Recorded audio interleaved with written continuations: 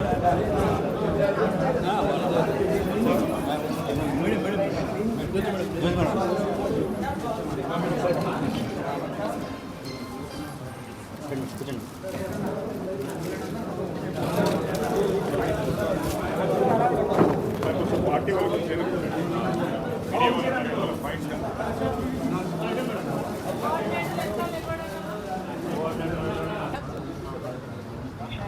వీరికి వచ్చే సాధారణ మేడం రమ్మంటుంది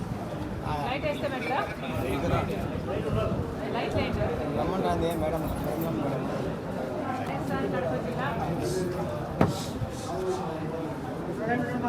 కాంగ్రెస్ పార్టీ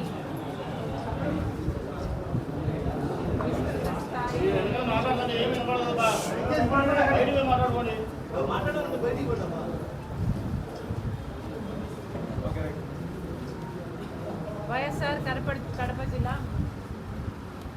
కాంగ్రెస్ పార్టీ కార్యకర్తల సమావేశానికి ఈరోజు పార్టీ అధ్యక్షురాలిగా నేను ఇక్కడ హాజరు కావడం జరిగింది. ఈరోజు చంద్రబాబు గారు అధికారంలోకి వచ్చి 1 సంవత్సరం పూర్తి చేసుకోవడం ఈరోజే జరిగింది. ఈ సందర్భంగా రాష్ట్ర ప్రభుత్వం సంవత్సరం రోజుల వాళ్ళ పరిపాలన మీద ఒక ఏమంటారు విజయపత్రం అంటారా కూడా రిలీజ్ చేయడం జరిగింది. చంద్రబాబు గారు కూటమి ప్రభుత్వం అధికారంలోకి వచ్చి 1 సంవత్సరం అయిపోయింది. సంవత్సరము గొప్పలు చెప్పుకోవడానికి మేము అది తెస్తున్నామని చెప్పుకోవడానికే సరిపోయింది. ఆ విజయపత్రంలో చూస్తే చాలామంది వాళ్ళు చేయాలనుకుంటున్న కార్యక్రమాలే ఎక్కువ కనిపిస్తున్నాయి తప్ప చేసినవి తక్కువే కనిపిస్తున్నాయి. చంద్రబాబు గారు పెన్షన్ల విషయంలో, డిఎస్సి విషయంలో క్రెడిట్ తీసుకోవడానికి ప్రయత్నించారు, మంచిదే. కానీ చంద్రబాబు గారు ఎన్నికల వేళ సూపర్ 6 అమలు చేస్తామని ప్రతి సభలో ఊదరగొట్టారు. మరి వాటి సంగతి ఏమిటి అని కాంగ్రెస్ పార్టీ ప్రశ్నిస్తుంది. సంవత్సరం రోజులు గడిచినా కూడా ఈ పథకాన్ని మేము పూర్తిగా అమలు చేశాము అని చెప్పుకునే పరిస్థితిలో తెలుగుదేశం పార్టీ కూటమి సర్కార్ లేదు. ఒక విజయపత్రం లాంటిది రిలీజ్ చేసి దాంట్లో ఉచిత బస్సు ఏమో ఆగస్టు 15 నుంచి అంటున్నారు, రైతులకేమో ఇచ్చేస్తున్నామంటున్నారు, విద్యార్థులకేమో ఇచ్చేస్తున్నామంటున్నారు. కానీ ఇంతవరకు ఇచ్చింది ఎంత, అచీవ్ చేసింది ఎంత అంటే దాంట్లో ఏమీ కనిపించటం లేదు. మాకు అనుమానం ఎందుకు కలుగుతుంది అంటే ఉచిత బస్సు సూపర్ 6 పార్క్లో భాగంగా ఉచిత బస్సు పథకం కిందనే తీసుకుంటే సంక్రాంతి అన్నారు, ఉగాది అన్నారు, ఇప్పుడు ఆగస్టు 15 అంటున్నారు. ఇలా వాయిదాలు వేసుకుంటూ పోతే ఏ పథకమైనా ఎప్పుడు అమలు అవుతుందో అర్థం కాని పరిస్థితిలో ఉంది. అయినా ఒక పార్టీ మేనిఫెస్టోలో ఈ వాగ్దానాలన్నీ ఫుల్ఫిల్ చేస్తాము మేము అధికారంలోకి వచ్చి అని చెప్తే ఈ సందర్భంలో సూపర్ 6 లాంటిది చంద్రబాబు గారు ప్రతి సభలో ఊదరగొట్టిన సూపర్ 6 లాంటి ఒక ముఖ్యమంత్రి అయిన తర్వాత అధికారంలోకి వచ్చిన తర్వాత ప్రజలు ఏం ఎక్స్పెక్ట్ చేస్తారు? ప్రజల ఎక్స్పెక్టేషన్ ఏమిటంటే అధికారంలోకి వచ్చిన వెంటనే ఏ పార్టీ అయితే వాగ్దానాలు చేసిందో ఆ వాగ్దానాలని ఆ పార్టీ అధికారంలోకి వచ్చిన వెంటనే నెరవేరుస్తుంది అన్న ఎక్స్పెక్టేషన్ ఉండడం సహజం, భావ్యం కూడా. కానీ చంద్రబాబు గారు కూటమి సర్కార్ అధికారంలోకి వచ్చి సంవత్సరం రోజులు అయినా కూడా ఇంతవరకు కూడా ఏ ఒక్క పథకాన్ని పూర్తిగా అమలు చేయలేదు. 3 సిలిండర్లు సంవత్సరానికి ఉచితమన్న పథకం కూడా 3వ సిలిండర్ ఇంతవరకు అయినట్టు లేదు. ఇలా ఏ పథకం తీసుకున్నా అరాకొరగా సాగుతుంది. అన్నిటికంటే ముఖ్యమైనది విద్యార్థులకి తల్లికి వందనం పథకం కింద ప్రతి ఒక్కరికి 15,000 రూపాయలు ప్రతి సంవత్సరం ఇస్తామని కూటమి సర్కార్ సూపర్ 6లో భాగంగా వాగ్దానం చేసింది. మరి ఈరోజు చూస్తున్నాం 87 లక్షల మంది విద్యార్థులుంటే దాంట్లో 67 లక్షల మందికి మాత్రమే ఇస్తామని చెప్తున్నారు. అది కూడా ఎన్ని ఫేజ్లలో ఇస్తారో తెలియదు. అది కూడా పోయిన సంవత్సరం ఇయ్యనే లేదు, ఇప్పుడు ఇస్తామంటున్నారు. అది కూడా 15,000 ఇయ్యరట, అది కూడా 13,000 ఇస్తారట. తల్లికి వందనం పథకం కింద మొదటి రోజే అనౌన్స్మెంట్ వచ్చిన మొదటి రోజే 20 లక్షల మంది విద్యార్థులకి మోసం చేస్తున్నారు. ఇది భావ్యం కాదు. చంద్రబాబు గారు స్వయంగా చెప్పారు, ఒకరుంటే ఒకరికి, ఇద్దరుంటే ఇద్దరికి, ముగ్గురుంటే ముగ్గురికి, నలుగురుంటే నలుగురికి 15,000 ఇస్తామన్నారు. గుర్తుపెట్టుకోండి, మీరు చెప్పిన మాటలు గుర్తు తెచ్చుకోండి. 15,000 రూపాయలు విద్యార్థులందరికీ, ఏ 20 లక్షల విద్యార్థులకైతే మీరు ఎగ్గొట్టాలని చూస్తున్నారో అలాంటి ప్రయత్నాలు చేయకుండా మొత్తం 87 లక్షల మంది విద్యార్థులకి తల్లికి వందనం పథకాన్ని 15,000 చొప్పున అమలు చేయాలని కాంగ్రెస్ పార్టీ డిమాండ్ చేస్తుంది. అలాగే రైతు భరోసా అని ఇంకొక సూపర్ 6, దాంట్లో 20,000 రూపాయలు ప్రతి రైతుకి ఇస్తామని చెప్పారు. దాంట్లో మొదటి సంవత్సరం ఇప్పటి వరకు ఇవ్వలేదు, ఈ సంవత్సరం ఇస్తామంటున్నారు. అది కూడా 14,000 రాష్ట్ర ప్రభుత్వం ఇస్తుందంట, 6,000 రూపాయలు కేంద్ర ప్రభుత్వం ఇస్తుందంట. కానీ రైతులు ఉన్నదేమో 93 లక్షల మంది రైతులు ఉంటే దాంట్లో ఐటీ కట్టే వాళ్ళు ఉన్నారు, లేదా అసలు వ్యవసాయం చేయని వాళ్ళు ఉన్నారు. ఆ లెక్క తీసేస్తే మీ లెక్క ప్రకారమే 79 లక్షల మంది రైతులను తేల్చారు. మరి తర్వాత 8 రకాలుగా దాన్ని ఫిల్టర్ చేసుకుంటూ కేవలం 45 లక్షల మంది రైతులకు మాత్రమే ఈ రైతు భరోసాని మీరు అమలు చేస్తామని చెప్తున్నారు. మిగతా 33 లక్షల రైతుల సంగతి ఏమిటి అని కాంగ్రెస్ పార్టీ డిమాండ్ చేస్తుంది. ఏ పథకమైనా అమలు చేస్తారు అని ప్రజలు నమ్మి మిమ్మల్ని ఓట్లేస్తే మీరు ఆ పథకాన్ని కంప్లీట్గా ఫుల్ఫిల్ చేస్తారన్నది ప్రజల ఎక్స్పెక్టేషన్ అయినప్పుడు ఇలా అన్ని కత్తెరలు పెట్టడం భావ్యం కాదని కూటమి సర్కార్కి కాంగ్రెస్ పార్టీ హెచ్చరిస్తుంది. నిరుద్యోగ వృత్తి ఇస్తామన్నారు, 3,000 రూపాయలు.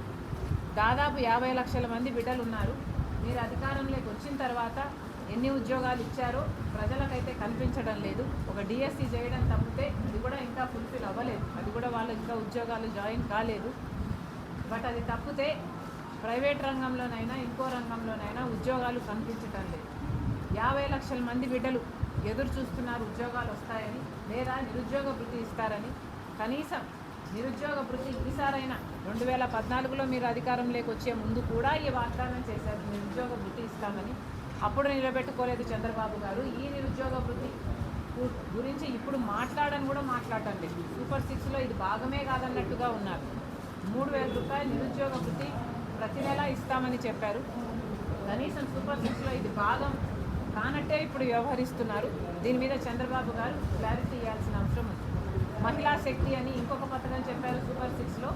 ఆ పథకం కింద ప్రతి మహిళకు నెలకు 1,500 రూపాయలు ఇస్తామన్నారు. అంటే ప్రతి సంవత్సరము 18 సంవత్సరాలు నిండిన మహిళకి 18,000 రూపాయలు ప్రతి సంవత్సరము ఇస్తామన్నది మీ వాగ్దానం అయితే దాదాపు 2 కోట్ల మంది మహిళలు దీనికి అర్హులవుతారు. మరి వీటి సంగతి ఎందుకు మాట్లాడాలి? ఇది చాలా హై బడ్జెట్ స్కీమ్. కనీసం నోరు విప్పి దీని మీద ఒక్కసారి కూడా కమెంట్ చేయకపోవడాన్ని కాంగ్రెస్ పార్టీ తీవ్రంగా ఖండిస్తుంది. మహిళా శక్తిలో ప్రతి మహిళని ఒక మహాశక్తిగా తయారు చేస్తామని చంద్రబాబు గారు చెప్పారు. మరి ఎక్కడుంది ఆ మహిళా శక్తి అని కాంగ్రెస్ పార్టీ ప్రశ్నిస్తుంది చంద్రబాబు గారిని, కూటమి సర్కారు. ఇక 3 సిలిండర్లు ఉచితం అన్నారు. దాంట్లో ఇంకా ఒక సిలిండర్ బ్యాలెన్స్ అట్లనే ఉన్నట్టుంది. మహిళలకి ఉచిత బస్సు అని 6వ పథకం. ఈ పథకం కింద 30 లక్షల మంది మహిళలు ప్రతిరోజు బస్సులలో ప్రయాణిస్తున్నారు. వాళ్ళందరికీ లబ్ధి చేసిన వాళ్ళు అవుతారు. అంటే 30 లక్షల మంది మహిళలు మిమ్మల్ని రోజు మెచ్చుకుంటారు.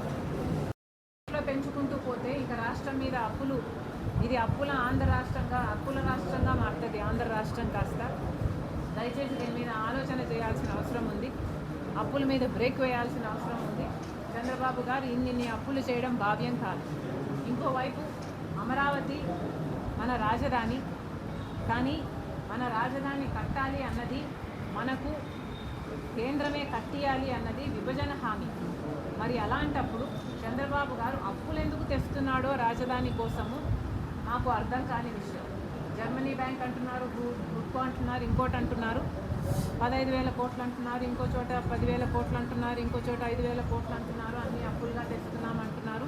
కానీ వీటన్నిటికీ అప్పులుగా తెస్తే ఈ భారం అంతా మళ్ళీ ప్రజల నెత్తినే పడుతుంది. ఈ భారం తీర్చాలి అంటే మళ్ళీ ఆ భూమిని అమ్మాలి. భూమిని అమ్మడానికి పెట్టుకున్నామా? అందుకు కాదు కదా మీరు భూమిని సేకరిస్తున్నది. ఇది భావ్యం కానే కాదు. అసలు కూటమి సర్కార్ ఆలోచన చేసుకోవాలి. కాంగ్రెస్ పార్టీ మిమ్మల్ని సూటిగా ప్రశ్నిస్తుంది. బీజేపీకి ఎందుకు మద్దతు ఇస్తున్నారు? మన రాష్ట్రానికి బీజేపీ పార్టీ ఏం మేలు చేసిందని కూటమి సర్కారు, చంద్రబాబు గారు, పవన్ కళ్యాణ్ గారు బీజేపీతో జత కట్టారో ప్రజలు ఇచ్చిందా? ఇప్పుడు రాజధాని అయినా వాళ్ళు నెత్తినేసుకొని కడుతున్నారా? కట్టడం లేదు కదా. ఢిల్లీని తలపించే రాజధాని కట్టామని చెప్పిన మోడీ గారు ఏం చేస్తున్నారు? ఇప్పుడు అప్పులు ఇస్తున్నారు. ఈ అప్పులన్నీ మన బిడ్డల మీద పడాలి, వాళ్ళ నెత్తిన పడతాయి. ఇవన్నీ ఎవరు కడతారు? మరి ఏం మేలు చేస్తుంది బీజేపీ పార్టీ? మరి ఎందుకు మద్దతు ఇస్తున్నారు? ఎందుకు కూటమి కట్టారు బీజేపీ పార్టీతో? చంద్రబాబు గారు సమాధానం చెప్పారు. కడప స్టీల్ ఫ్యాక్టరీ విషయమైనా సరే కనీసం వైజాగ్ స్టీల్ కాపాడుకుంటాము అన్న ఒక గ్యారంటీ అయినా కేంద్ర ప్రభుత్వం ఇవ్వనప్పుడు ఎందుకు కూటమి కట్టారు? ఎందుకు బీజేపీ సర్కారుకు మద్దతు ఇస్తున్నారు? చంద్రబాబు గారు సమాధానం చెప్పారు. చంద్రబాబు గారిని మళ్ళీ ప్రశ్నిస్తున్నాం. మీ హామీలు నెరవేరటం లేదు, బీజేపీ మనకు మేలు చేయటం లేదు. ఆన్ ద హోల్ 1 సంవత్సరం మీ ప్రోగ్రెస్ రిపోర్టు ఎలా ఉంది అంటే అరచేతిలో వైకుంఠం చూపించేటట్టు ఉంది. ప్రజల చేతిలోకి ఏదైనా వచ్చిందంటే ఈ చేతిలో నుంచి ఆ ప్రజల చేతిలోకి ఏమీ రాలేదు. దయచేసి పరిశీలన చేసుకోండి. మళ్ళీ చెప్తుంది కాంగ్రెస్ పార్టీ డిమాండ్ చేస్తుంది, బీజేపీకి ఇస్తున్న పొత్తుని వెనక్కి తీసుకోండి. బీజేపీని డిమాండ్ చేసే పరిస్థితిలో మీరున్నారు. మీ ఎంపీల వల్ల ఈరోజు బీజేపీ సర్కారు అక్కడ నిలబడి ఉంది కేంద్రంలో. బీజేపీ మెడలు వంచి కాలర్ పట్టుకొని నిలదీసి ప్రత్యేక హోదా అయిన, రాజధానికి నిధులైన, పోలవరం 45 మీటర్లకు నీళ్ళ కెపాసిటీకైనా ఏ విషయంలోనైనా మనం డిమాండ్ చేసి తీసుకునే పరిస్థితిలో మీరు ఉన్నప్పుడు ఎందుకు బీజేపీకి ఇంత గులాంగిరి చేస్తున్నారో, ఎందుకు రాష్ట్ర ప్రజల ప్రయోజనాలను తాకట్టు పెడుతున్నారో మీరు సమాధానం చెప్పాలి. Madam, AP Congress party PCC chief ఉన్నటువంటి మీ మీదే మీ పార్టీలో ఉన్నటువంటి కొంతమంది నేతలు ఏకంగా కడపలో ప్రెస్ మీట్ పెట్టడం అది లేదు. చంద్రబాబు డైరెక్షన్లో మీరు పనిచేస్తారని వైసీపీ నేతలు I think I've answered all of them. ఇది అదే ఆన్సర్ ఈరోజు మాట్లాడారు. చెప్పాను. చంద్రబాబు డైరెక్షన్లో మీరు పనిచేస్తున్నారని వైసీపీ ఈరోజు మాట్లాడారు. ఎవరు మాట్లాడారు? మొన్న మాట్లాడినా కదా, రోజు అదే మాట అంటే నేను రిప్లై నేను కాదు కదా మద్దతిస్తున్నాను. ఉమ్మడి జిల్లాలో మాట్లాడారు. కాంగ్రెస్ పార్టీ జాతీయ పార్టీల ప్రాంతీయ పార్టీల మధ్య జనాభాను ఏ విధంగా తెరంలోకి తీసుకెళ్తారు? కాంగ్రెస్ పార్టీ జాతీయ పార్టీ ప్రాంతీయ పార్టీల హవా ఏ విధంగా జరుగుతుంది మన పార్టీకి తీసుకెళ్తారు? ఈరోజు మన రాష్ట్ర రాజకీయాలు చూసుకుంటే అన్ని పార్టీలు బీజేపీతో పొత్తులన్నా పెట్టుకున్నాయి, తొత్తుల్లాగన్నా ఉన్నారు. తొత్తో ఏదో ఒకటిగా మారారు. కానీ ఒక్క కాంగ్రెస్ పార్టీ మాత్రమే ఈరోజు బీజేపీకి వ్యతిరేకంగా పోరాడే సత్తా, నిజాయితీ ఉన్న పార్టీ ఒక్క కాంగ్రెస్ పార్టీ మాత్రమే. బీజేపీ పార్టీ గత 10 సంవత్సరాలుగా మన రాష్ట్రానికి చేయాల్సిన మేలులలో ఒక్కటి చేయనప్పటికీ జగన్మోహన్ రెడ్డి గారు ఒకవైపు రాజశేఖర రెడ్డి గారు కొడుకై ఉండి రాజశేఖర రెడ్డి గారు బీజేపీని వ్యతిరేకించారు అని